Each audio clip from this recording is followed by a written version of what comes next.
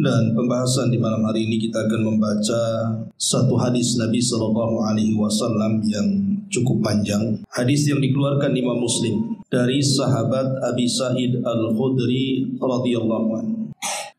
Dan hadis ini secara global menceritakan tentang hal ihwal, kondisi manusia pada hari kiamat. Banyak peristiwa dan kejadian yang akan berlaku kelak pada hari kiamat. Dan semua kita, saya, anda atau siapapun pasti akan melalui peristiwa-peristiwa ini. Apa saja peristiwa-peristiwa yang terkandung dalam hadis yang panjang ini? Kita akan baca hadisnya, kemudian kita sedikit berikan keterangan-keterangan yang harus kita terangkan sehingga menjadi jelas tentang kondisi-kondisi yang tercantum dalam hadis ini.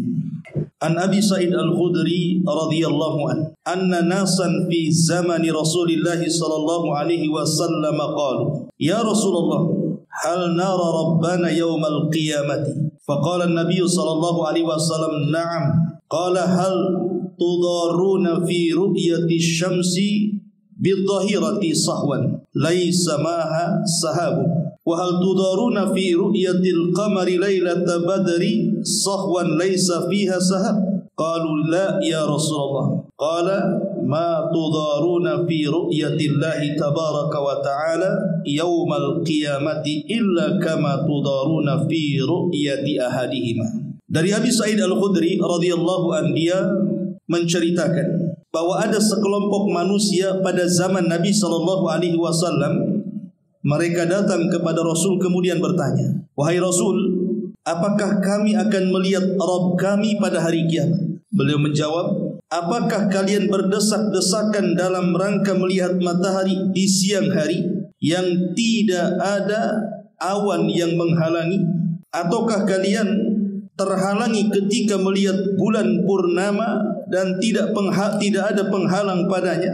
Maka manusia pun atau orang-orang itu pun mengatakan tidak wahai Rasul. Maka Nabi SAW mengatakan, maka begitulah tidaklah kalian berdesak-desakan dalam melihat Rabb kalian, melainkan sebagaimana kalian tidak berdesak-desakan ketika melihat salah satu dari keduanya. Maksudnya melihat matahari ataupun bulan. Kita tidak berdesak-desakan ketika melihat dua makhluk Allah besar ini.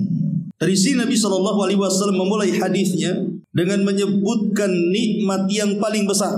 Al-Imam Ibnul Qayyim rahimahullahu ta'ala mengatakan, fa'a'zamu ni'amil akhirati, maka seagung-agungnya nikmat di akhirat, waladhatuha, dan juga yang paling lezat dari seluruh nikmat ini, huwa an-nadharu ila wajhi Rabbi azza wa jalla, ketika seseorang diizinkan mampu melihat wajah Allah Rabbnya azza wa jalla, wa sama'u kalamihi, dan bisa mendengar kalam-kalamnya, wal qurbu minhu, dan bisa mendekat kepadanya, kama thabata fi sahih fi hadithir ru'ya, sebagaimana yang tertera dalam hadis-hadis sahih yang bicara tentang ru'yatullah, seorang mukmin akan melihat Allah Subhanahu wa taala. Bahkan dalam sebuah hadis dijelaskan, ketika penduduk sorga masuk ke dalam sorga, maka Allah Subhanahu wa ta'ala akan datang kepada mereka di balik tabir. Kemudian Allah Subhanahu wa ta'ala katakan, turiduna syai'an azidukum, maukah ku tambah lagi nikmat yang sudah kalian peroleh, ku tambah lagi.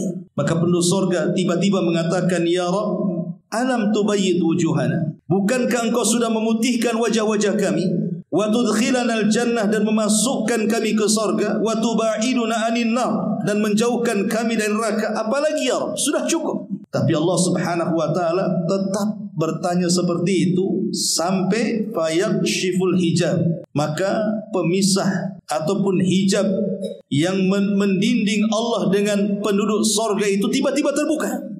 Apa yang terjadi? Fama u'tu syai'an ahabba ilaihi min nadhari ila rabbih. Kata Nabi SAW, maka tidaklah mereka diberikan sebuah nikmat yang lebih mereka cintai melebihi ketika mereka mampu memandang Allah Subhanahu wa ta'ala. Karena inilah nikmat terbesar, apalagi tidak ada nikmat yang paling besar melebihi Allah Subhanahu wa ta'ala mendekatkan kita di sisinya, kemudian mendengarkan ucapan-ucapannya dan kalam-kalamnya secara langsung. kemudian kita bisa memandang wajah Allah Subhanahu wa taala tanpa penghalang, bagaikan kita melihat matahari dan bulan yang tidak berdesak-desakan.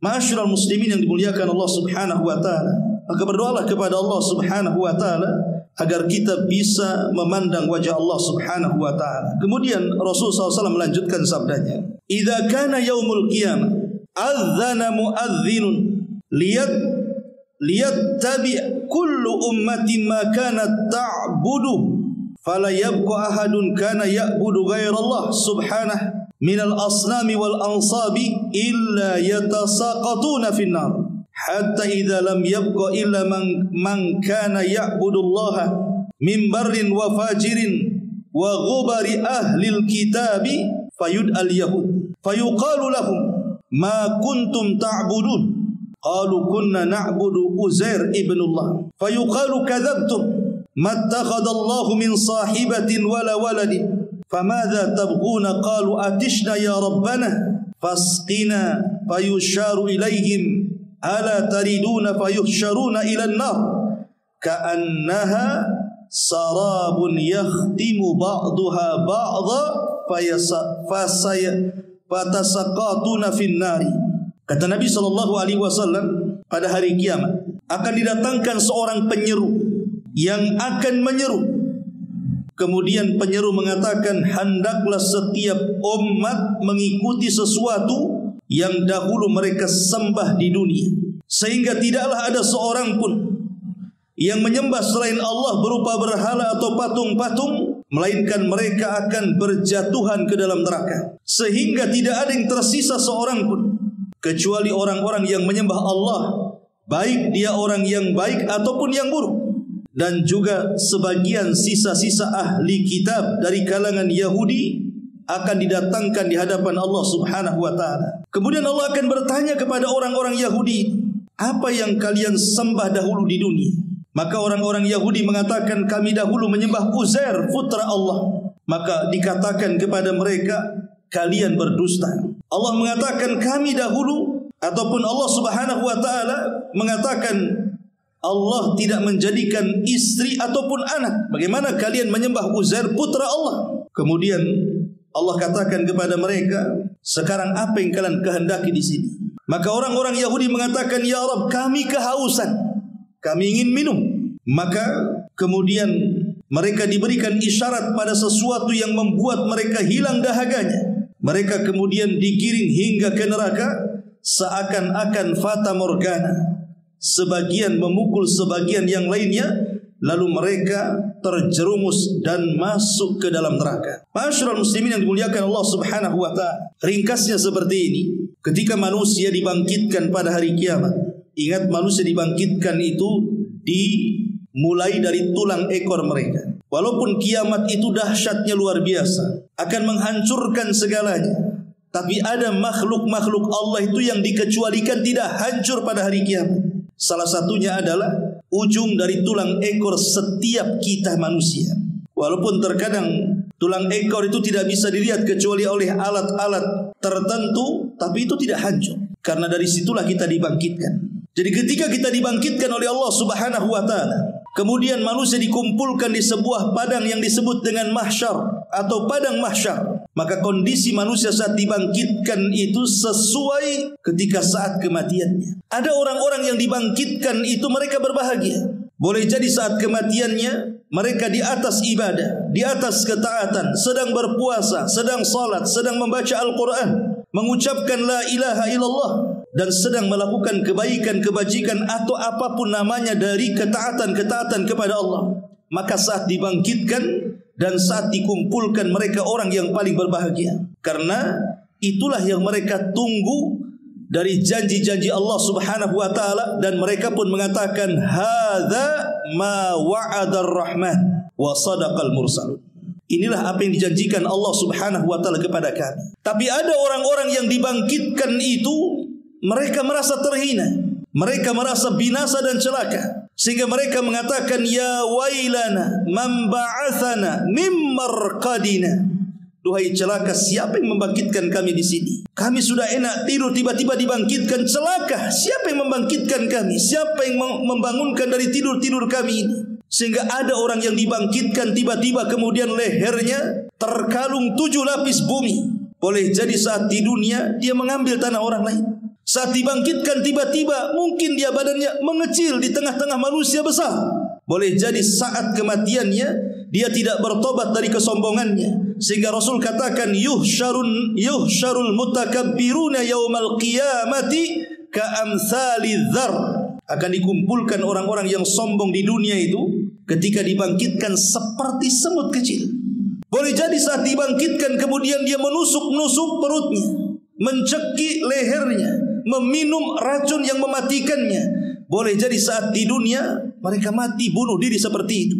Macam-macam orang-orang yang dibangkitkan. Kemudian mereka dikumpulkan di padang mahsyar. Di situ Allah Subhanahu wa taala akan dekatkan matahari 1 mil di atas kepala, sehingga ada orang yang tertutup dengan keringatnya.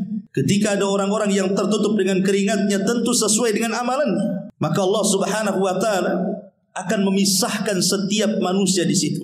Allah Subhanahu wa taala akan katakan, wahai para pemimpin-pemimpin yang adil, keluar kalian dari situ. Kemudian Allah Subhanahu wa taala sudah menyiapkan satu naungan dari arasy-Nya di mana kepalanya tidak akan tersentuh dengan sengatan matahari. Maka para pemimpin yang adil keluar dari kerumunan manusia, kemudian diletakkan di bawah naungan arasy Allah Subhanahu wa taala.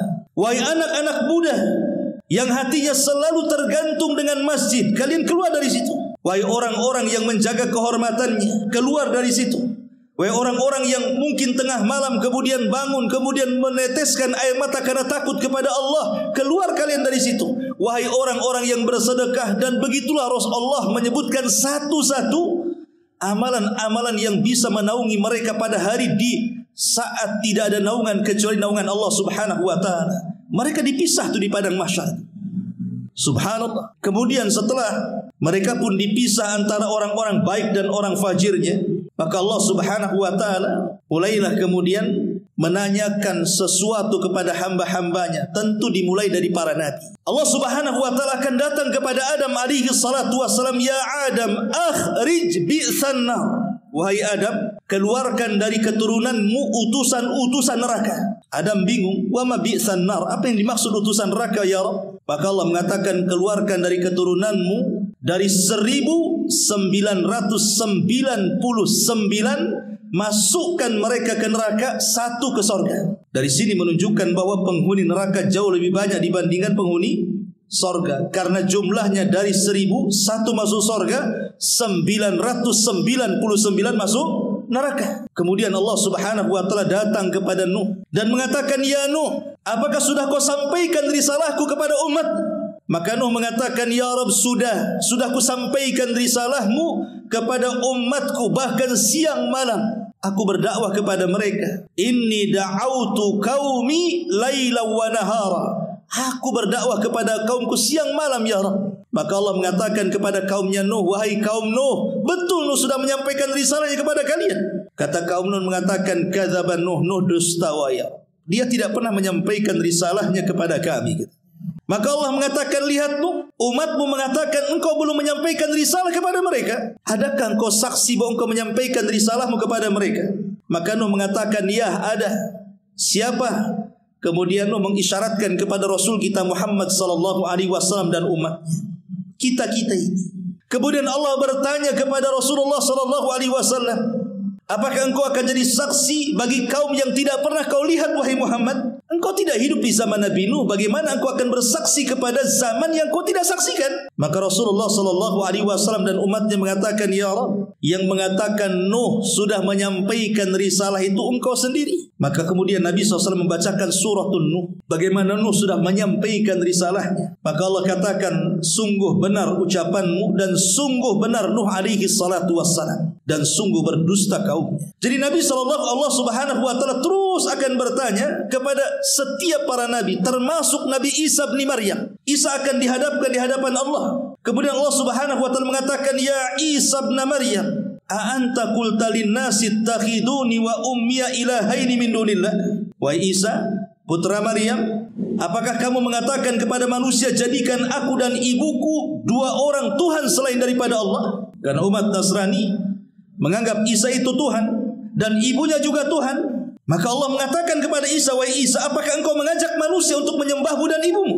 Maka Isa mengatakan, "Subhanaka ma yakunu li an aqula ma laysa li bihaq, in kuntu qultuhu faqad alimta, ta'lamu ma fi nafsi wa la a'lamu ma fi nafsik, innaka anta 'allamul ghuyub." Maka Isa pun membantah dan mengatakan, "Maha suci engkau ya Rabb, tidak mungkinlah aku mengucapkan kalimat itu. Jika aku mengucapkannya pasti kau tahu, karena engkau tahu apa yang aku ucapkan sementara aku tidak tahu apa yang ada padamu." Dan begitulah kemudian Allah Subhanahu wa taala akan menanyai seluruh para nabi. Setelah seluruh para nabi ditanya, maka mulailah bertanya kepada setiap umatnya dan mengatakan, "Ikutilah setiap nabi yang kalian ikuti di dunia." Akhirnya kemudian masing-masing umat itu akan di belakang para nabinya. Pamannya Nabi Nuh, maka umatnya akan di belakangnya. Nabi Isa, Nabi Musa, Nabi Syuaib, semua para nabi termasuk Nabi kita Muhammad sallallahu alaihi wasallam. Semua umat akan dikumpulkan bersama para nabinya. Karena di sini akan terjadi mahkamah besar, peradilan besar, peradilan Allah Subhanahu wa taala disebut dengan hisab. Hisab itu pengadilan Allah Subhanahu wa taala seadil-adilnya, karena Allah langsung yang menjadi hakimnya. Malaikat menjadi saksinya, dan semua kita menjadi orang-orang yang tertuduhnya. Ma'asyiral muslimin yang dimuliakan Allah Subhanahu wa taala, proses hisab inilah ada kemudian orang-orang yang dihisab mudah yang disebut dengan al-ard, ada orang-orang yang dihisab dengan hisab yang begitu sulit yang disebut dengan hisaban asira, hisab yang begitu sulit karena Allah akan menanyakan kepada kita sedetil mungkin. Orang kalau sudah ditanya sedetil-detilnya berarti ini hisabnya sulit. Tapi kalau ditanya tidak detail berarti hisabnya mudah. Jadi ada orang yang detail sekali pertanyaannya. Karena Nabi SAW mengatakan, "Manukisha al-hisab halak." Siapapun yang ketika ditanya dan detail pertanyaannya, celaka dia. Inilah hisab yang sulit. Ma'asyiral muslimin yang dimuliakan Allah Azza wa Jalla, baru selesai hisab, terjadilah mizan timbangan. Semua akan ditimbang, termasuk badan kita, catatan kita, amalan kita, dan semua di sini akan nampak keadilan Allah Subhanahu wa taala, di mana amal sebiji zarah pun akan nampak saat terjadi penimbangan amal itu. Tidak ada yang mengelak dari timbangan ini. Ma'asyiral muslimin, baru setelah penimbangan amal ini maka kondisi akan digelapkan segelap-gelapnya. Disitulah kemudian Allah Subhanahu wa taala memerintahkan orang-orang yang menyembah selain daripada Allah di dunia akan mengikuti setiap sesembahannya. Kemudian mereka pun akan digiring ke neraka. Inilah yang Allah Subhanahu wa taala firmankan, "Uhsyurul ladzina zalamu wa azwajuhum wa ma kanu ya'budun." Kumpulkan orang-orang yang zalim dan yang semisal mereka dan apa yang mereka sembah dari selain daripada Allah Subhanahu wa taala min dunillah, fahduhum ila siratil jahim. Hantarkan mereka ke dalam neraka jahim. Ma'asyiral muslimin yang dimuliakan Allah Subhanahu wa taala. Kemudian Nabi SAW melanjutkan sabdanya, "Tsumma yud'an nasara." Kemudian orang-orang Nasrani pun akan dipanggil. Fayuqalu lahum, dikatakan kepada mereka, "Ma kuntum ta'budun?" Apa yang kalian sembah di dunia? Qalu kunna na'budul Masih ibn Maryam. Oh, kami dulu menyembah Al-Masih putra Maryam. Fayuqalu lahum, dikatakan kepada mereka, "Kadzabtum, dusta kalian. Mattakhadallahu min sahibatin wala waladin." Allah tidak pernah punya istri dan punya anak. Macam mana kalian menyembah Al-Masih putra Maryam? Kalian dusta. Fayuqal, maka dikatakan kepada mereka, "Famadza tabgun?" Apa yang kalian kehendaki? Fayaqulun, mereka mengatakan, "Atishna ya Rabbana, faskina." Kami sangat haus ya Rabb. Bagaimana tidak haus, mereka berada di terik matahari 1 mil di atas kepala. Mereka minta minum kepada Allah Azza wa Jalla. Qala fayusharu ilaihi ala tariduna fayusharu ila jahannam ka'annaha sarabun yakhtimu ba'daha ba'dan fayatasaqatuna finnar. Lalu mereka pun dikumpulkan, kemudian mereka diisyaratkan kepada apa yang mereka kehendaki, seakan-akan mereka berada di tengah-tengah fata morgana, di mana sebagian yang lain memukul sebagian yang lainnya, kemudian sebagian mereka terjatuh ke dalam neraka. Hatta idza lam yabqa illa man kana ya'budullah, sehingga ketika tidak ada lagi manusia kecuali orang yang hanya menyembah Allah Subhanahu wa taala, min barrin wa fajirin, dari orang baiknya atau buruknya, atahum rabbul alamin, maka Allah akan datang kepada mereka fi adna suratin, dalam bentuk yang paling ringan, min suratin allati ra'auha fi, min suratin allati ra'auhu fi, dari bentuk yang mereka bisa lihat. Jadi Allah Subhanahu wa taala ketika kemudian di padang mahsyar itu akan datang kepada manusia, dan itu disyaratkan dalam Al-Qur'an, wa jaa rabbuka wal malaku saffan saffa, dan Allah akan datang kepada manusia di padang mahsyar sementara malaikat bersaf-saf. Dan tentu orang-orang yang beriman mereka mampu memandang wajah Allah Subhanahu wa taala, tapi orang-orang kafir mereka akan terhalang dari melihat wajah Allah Subhanahu wa taala. Kenapa? Karena Allah Subhanahu wa taala berfirman, kalla innahum ar-rabbihim yawma idzin lamahjubun. Kelak pada hari kiamat, orang-orang kafir itu terhadap Rabb mereka pada hari kiamat mereka terhalang, tidak bisa memandang. Karena memandang Allah itu kan sebuah kenikmatan, sehingga hanya orang-orang yang beriman saja yang diberikan kenikmatan mampu memandang Allah. Tapi orang-orang yang kafir, munafik, mereka tidak diizinkan memandang Allah. Kalaupun kata para ulama akidah Allah tampak di mata-mata mereka, maka Allah akan membentuk dirinya seolah-olah zat yang sangat menakutkan kepada mereka. Mereka ketakutan ketika memandang wajah Allah, karena posisi mereka menjadi pesakitan di hadapan hakim yang siap memutuskan. Makanya di sini Allah Subhanahu wa taala akan datang kepada mereka dalam bentuk yang paling rendah. Terkadang orang yang beriman tidak bisa mengenalinya, padahal itu Allah Subhanahu wa taala. Kemudian qala Allah berfirman, "Fama tantadiruna?" Apa yang kalian tunggu katanya? "Tattabi kulla ummatin ma kanat ta'bud."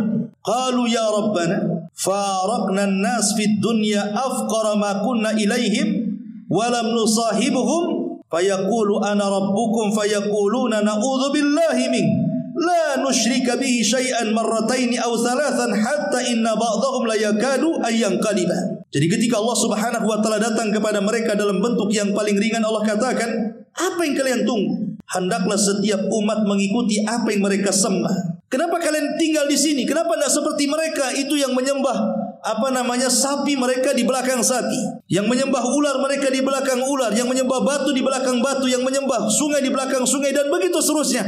Tapi ada sekelompok orang itu tidak kemana-mana, di situ saja.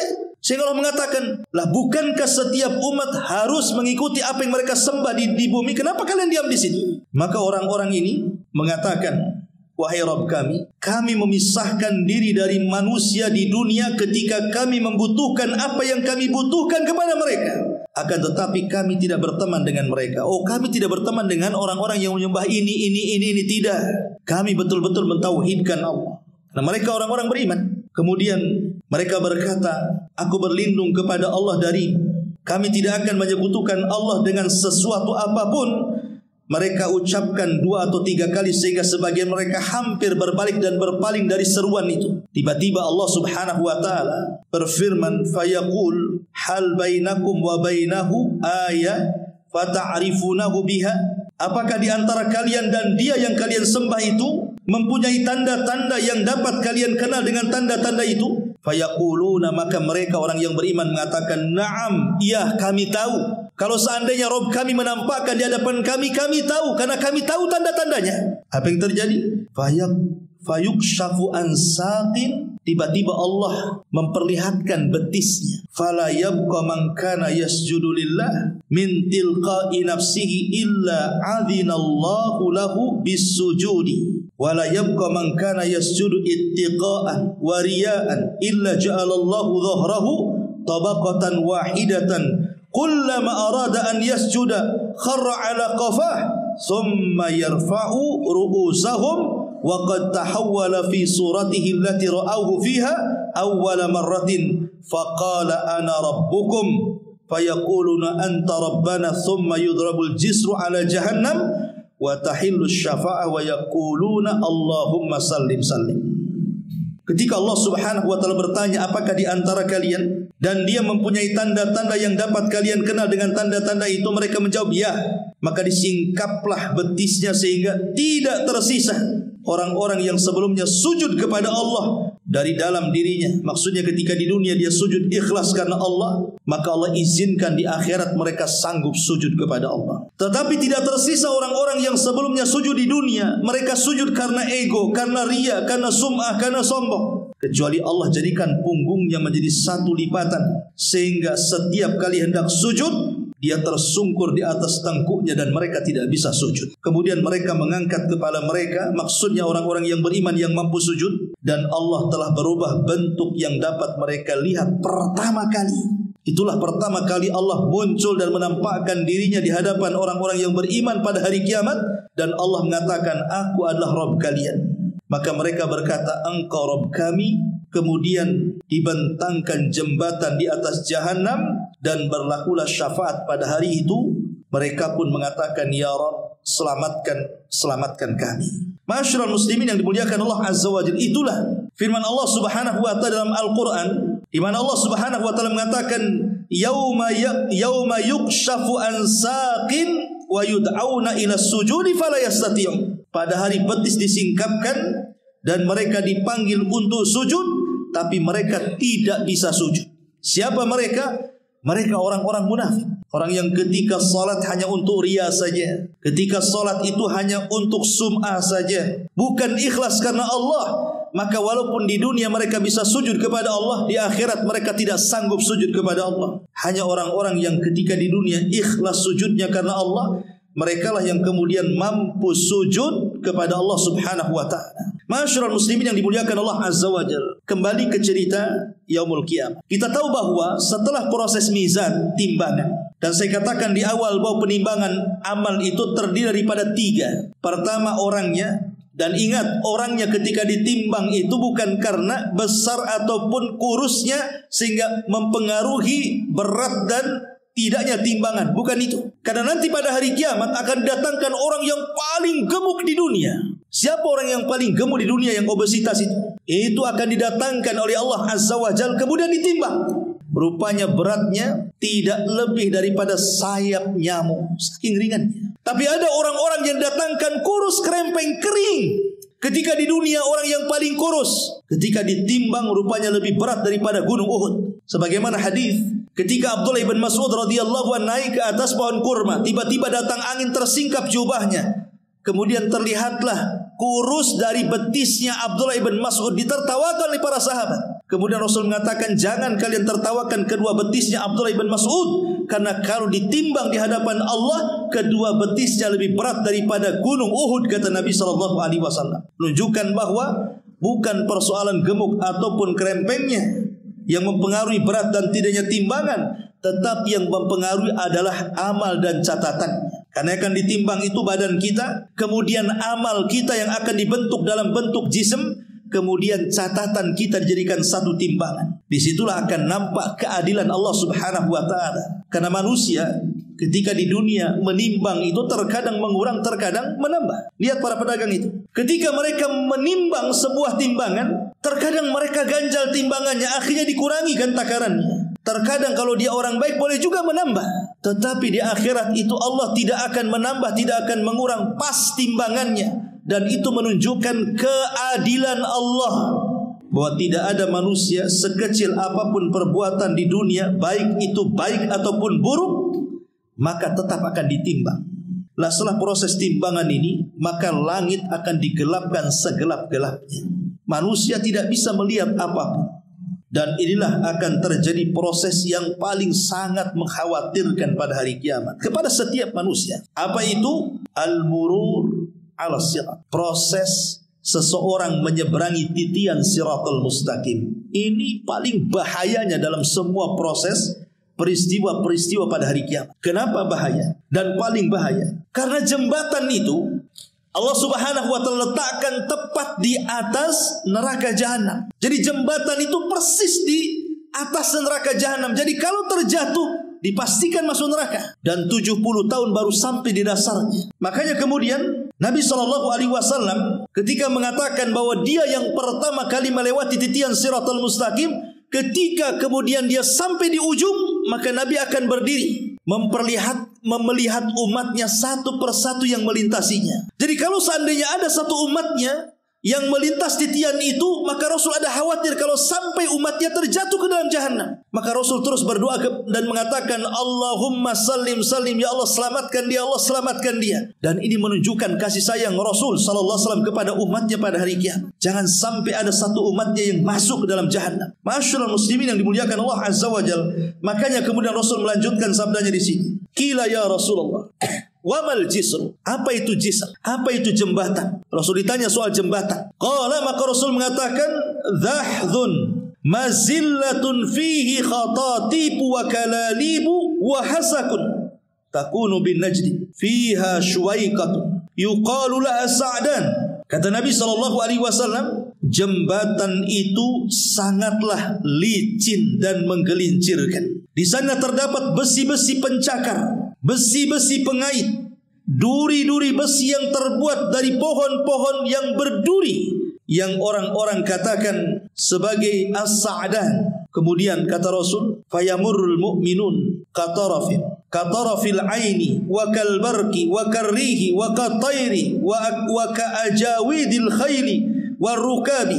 Maka ketika orang-orang yang beriman melalui titian itu, maka di antara mereka ada yang seperti kilat, tahu-tahu dah sampai di ujung. Ada yang seperti kedipan mata, ada yang seperti angin, ada yang seperti burung, ada yang seperti kecepatan lari kuda, bahkan ada yang seperti berlari kencang. Ada juga yang kemudian di antara mereka yang menunggangi tunggangan. Kemudian kata Rasul, fanaji muslim wa makhdush mursalun wa makdush fin nari jahannam hatta idza khalusal mu'min minan nar. Kemudian Nabi SAW mengatakan, maka orang-orang yang beriman akan ada yang selamat, tetapi ada yang tercabik-cabik tertunda, dan ada yang terlempar ke dalam neraka jahannam. Sehingga ketika orang-orang yang beriman telah terbebas dari neraka, maka Rasul mengatakan, fawalladhi nafsi biyadih ma minkum min ahadin bi asyad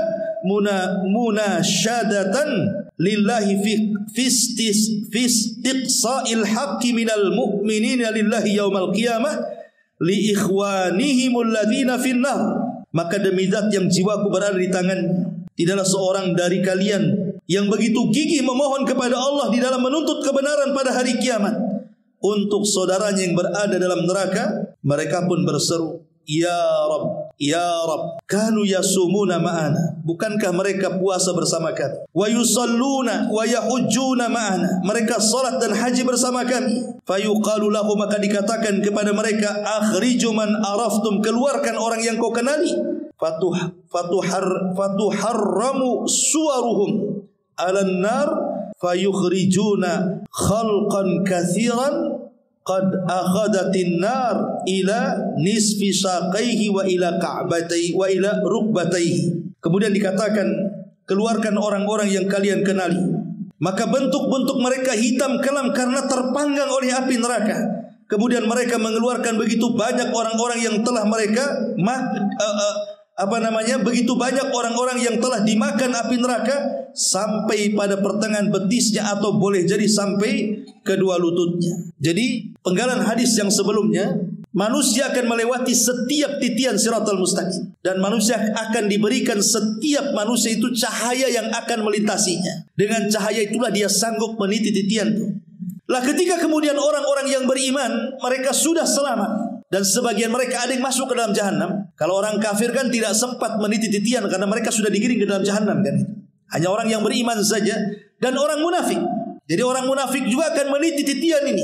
Tetapi orang munafik ini, mereka meniti titian ini hanya Allah ingin menipu, memperdaya mereka. Sebagaimana di dunia mereka menipu Allah dan orang-orang yang beriman, maka mereka akan tipu di titian ini. Itulah orang-orang munafik. Lah singkat cerita, kata Nabi SAW, ketika orang-orang sudah masuk dalam surga, orang-orang ini sudah masuk dalam surga, mereka teringat dengan kawan-kawan yang masuk neraka. Jadi orang-orang yang beriman akan teringat dengan teman-temannya yang masuk neraka. Kemudian mereka mengatakan kepada Allah, Ya Rabb, orang yang masuk neraka itu kawan kami. Dulu di dunia mereka sholat bersama kami, puasa bersama kami, haji bersama kami. Kenapa kau masukkan mereka ke neraka? Kemudian mereka mengatakan, Ya Rabb, tolonglah keluarkan mereka dari neraka. Sebagian riwayat mengatakan, La taqtamilu ladzatina hatta tukhrijahu minan nar. Jangan kau sempurnakan kenikmatan kami di sorga sampai kau keluarkan kawan kami dari neraka. Dari sini ikhwatu fiddin yang dimuliakan Allah Azza wa Jalla, Hasan Al-Basri sampai mengatakan, Imam Hasan Al-Basri, apa kata beliau? Istaghfiru minal ikhwah fa inna likulli mu'minin syafa'ah yaumal qiyamah.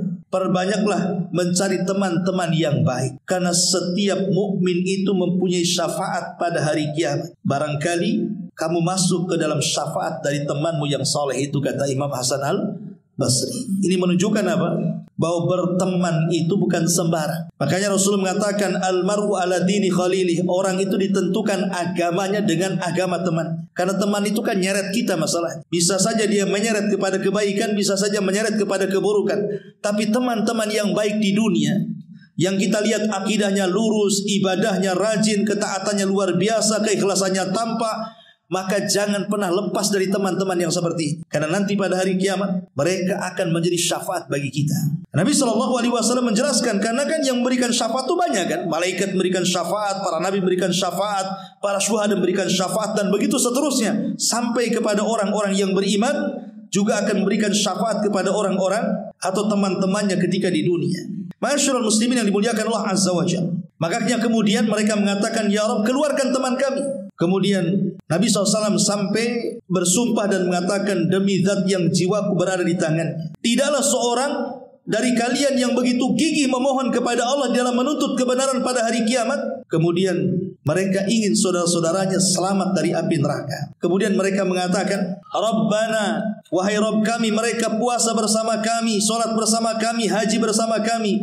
Maka Allah mengatakan, kalau gitu keluarkan orang-orang yang kau kenali. Dalam riwayat, maka mereka pun meminta kepada Allah dengan menyebutkan namanya. Pamannya, saya punya kawan si fulan, saya masuk surga. Kemudian saya sebutkan si Anu, si Anu, si Anu, si Anu. Disebutkan namanya satu-satu yang ia kenal selama di dunia tuh. Maka malaikat akan diutus oleh Allah untuk menyelamatkan orang yang disebut tadi. Dan malaikat tidak kenal siapa yang akan dikeluarkan kecuali dari bekas sujudnya. Dari sini Rasul mengatakan, neraka tidak akan memakan bekas sujud.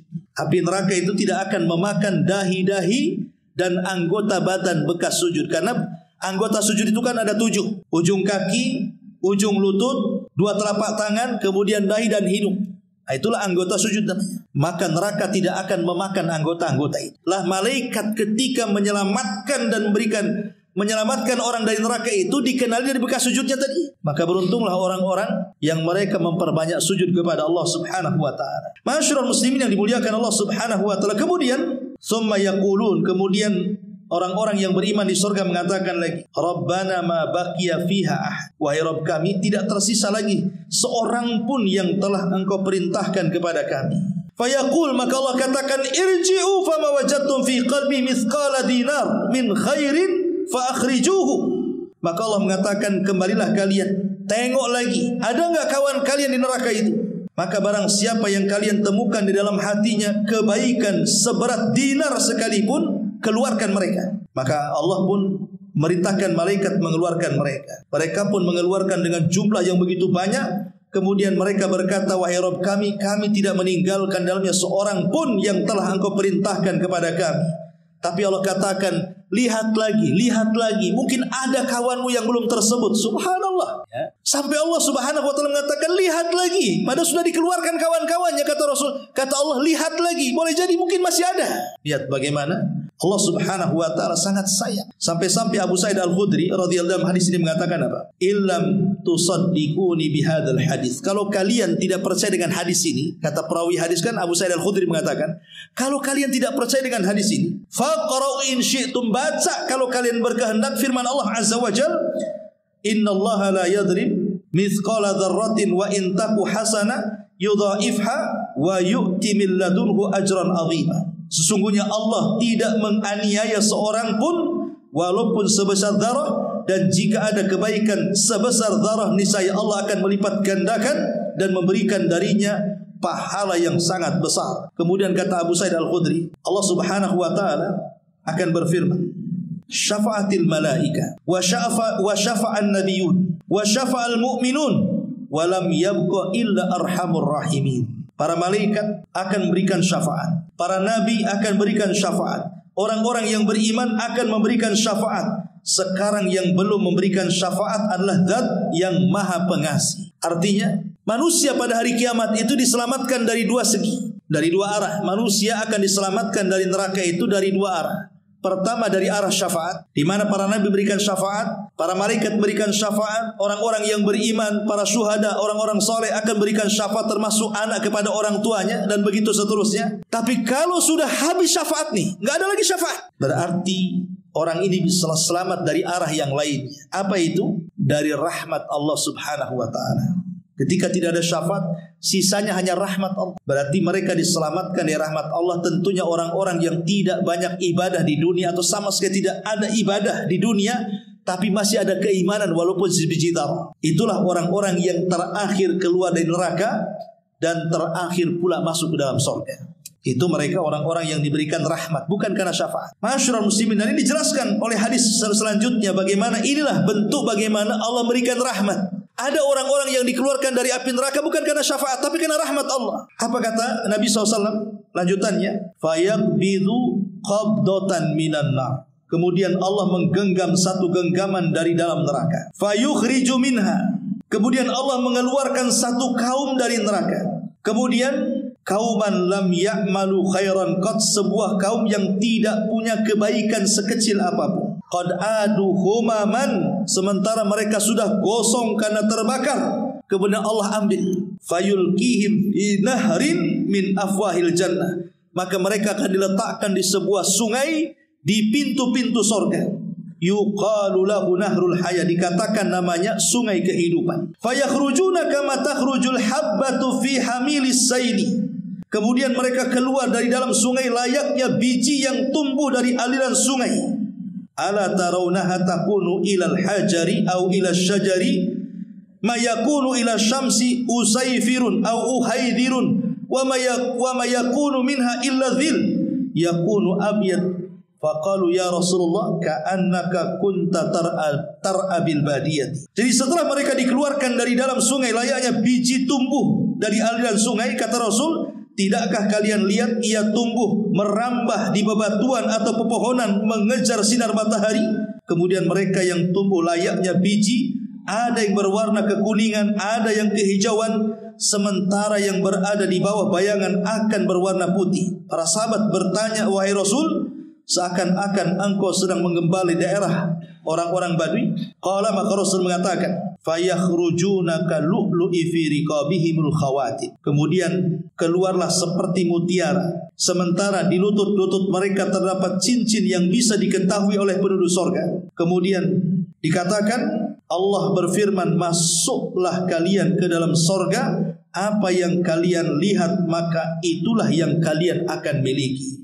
Masyarul muslimin yang dimuliakan Allah Azza wa Jalla, artinya inilah orang-orang yang akan mendapatkan rahmat tanpa syafaat, dan mereka orang yang terakhir keluar dari neraka dan masuk ke dalam sorga. Dalam riwayat begini, jadi orang-orang yang terakhir keluar dari neraka itu, mereka meminta kepada Allah untuk dijauhkan sejauh-jauhnya dari neraka dan mengatakan, ya Rabb, neraka sudah membakar kami, neraka sudah menyesakkan hidung dan pernapasan kami, jauhkan kami dari neraka. Maka mereka pun dijauhkan dari neraka dan didekatkan ke sorga. Kemudian dari kejauhan dia melihat pohon.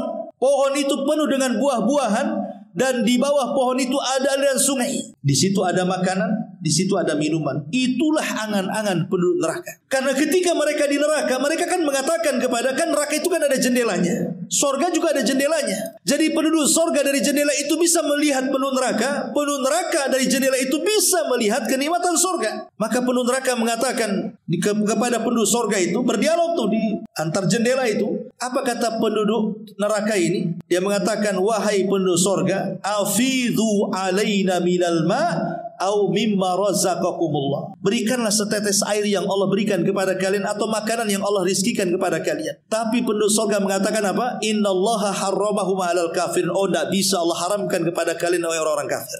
Jadi cita-cita penduduk neraka itu hanya ingin minum dan makan. Karena makanan dan minumannya di neraka itu na'udzubillah tidak bisa dimakan. Kalau dimakan membahayakan, menghancurkan dan membinasakan. Makanya ketika melihat ada pohon, banyak buahnya, di bawahnya ada aliran sungai, mereka mengatakan, ya Rabb, dekatkan kami ke situ, katanya. Allah mengatakan, Janji kalau seandainya aku dekatkan kau ke sana, kau tidak akan minta yang lainnya. Maka hamba ini mengatakan, aku janji ya Rabb, asal kau dekatkan kami ke situ. Akhirnya kemudian didekatkanlah ke pohon itu. Rupanya dia melihat pohon itu banyak makanan buah-buahannya.